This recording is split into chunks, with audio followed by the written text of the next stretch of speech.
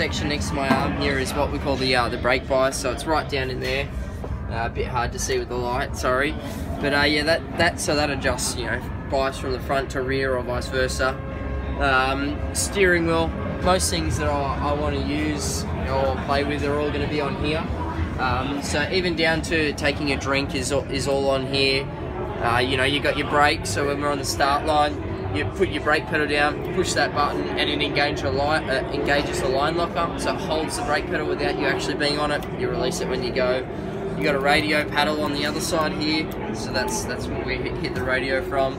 There's buttons on here. You know, we can even, if we lose communications and we can hear the team but they can't hear us, there's a button on here that we can push. They're called PIC confirmation, that will let them know that we've heard them and they know that we've got the call. You know, there's reset buttons on there for alarms.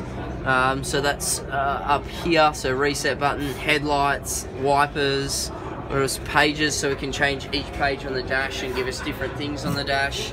Obviously your gear stick here, and then either side here are your roll bars. So if we're struggling with a bit of, you know, front or rear grip, we can play around with those and have a bit of a play, try and make it a bit better. Sometimes you get lost, you start playing with them and you make things worse and you come back to where you were, and probably that's where you find the car is best. So yeah. And then on the panel right over here, it'll probably be hard to see, but the panel right over here just has some of the things that we don't use so much. You know, the cool pursuit button, that's generally always on, helmet fan button, you know, starting the car and everything like that.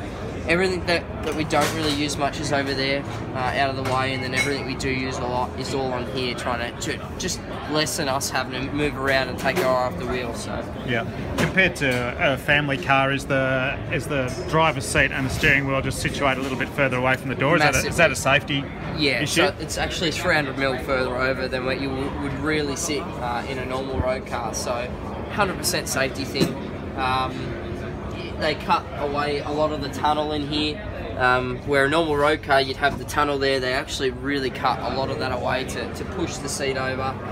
You can see all this room we have in between the roll bar here and the seat. It's just simply, if you get a side intrusion, then it's just stopping everything, like what happened to Courtney at Phillip Island. He had such a massive hit in the door and all these bent in, and it actually got him in the leg and broke his leg. So from doing this and moving the seats over, hopefully that'll kind of stop that. This year's the first year they've introduced all the foot protection system.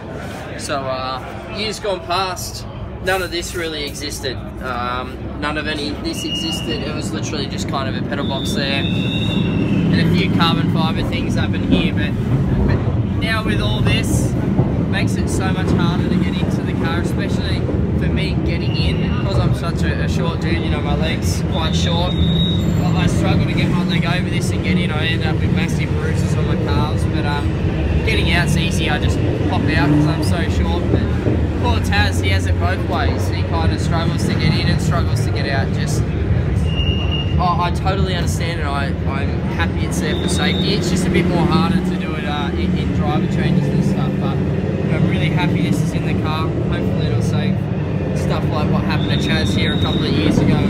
You know, something like this will save people's legs, then I'm all for it. Yeah. So what are you looking at when you drive? You're obviously looking at the track in front of you, but there's a lot of other things you've got to do. There's mirrors, there's all those kind of things. Are you checking them constantly, or is that, I mean, most people when they drive a family car on the road, you know, they might check them every now and then, but are you guys having to do that all the time?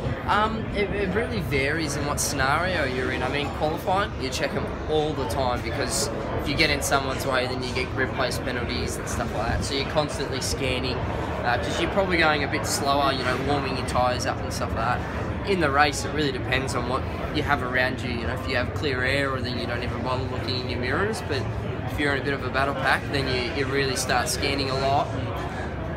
But you know, there's information that gets shown on the dash that we look at a lot, even to the point where there's what we call a predicted lap time. So basically, there's a lap time put in the dash from last year, and the car compares you against that from last year on the run. So it tells you if it thinks you're up on that lap time or down on that lap time. So I find that really handy. That really helps me around the track and gives me a good gauge, especially in race mode. you try and drive to a number a lot of the time, and I use that to kind of in multiple corners to see where I'm at. Yeah. What about the vision out of the front windscreen? That's obviously looks a bit more limited than in a family car? Yeah, I mean, front windscreen isn't too bad. It's more everything around you. Rear windscreen vision is low. There's bars everywhere. Even, you know, when this is up, so that's our safety net. Our head's in here, so you know you struggle to see out the mirror as well with all these going on. And vision sideways and rearward is horrible. But it is what it is with that, with safety. So I'd rather be safe than be able to see out. And obviously the other main difference is that you've got a helmet on as well. Yeah. So you've got 50mm of vision probably to here. So yeah. So can you talk me through your helmet? Have you? Yeah. My helmet's just over here.